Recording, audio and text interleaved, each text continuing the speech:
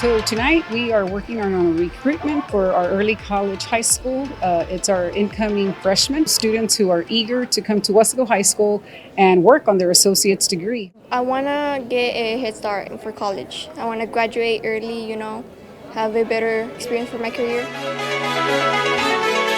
I'm a junior and I'm taking 4 classes right now, and I have 7 extracurriculars, so it is hard to maintain, but just finding time for everything, you'll get used to it after a while. When they share those stories, I think students and parents make connection because it kind of triggers what responsibilities they're gonna have. Not taking the early college from here, she would have still been stuck in school.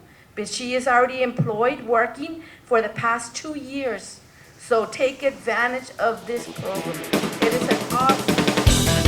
I think that promotes the program even more because other parents are hearing from other parents, and sets the mindset that it is very doable, but it's gonna take a little bit of growing. The good thing is that these students will finish with an associate's degree while also at the same time finishing their high school degree.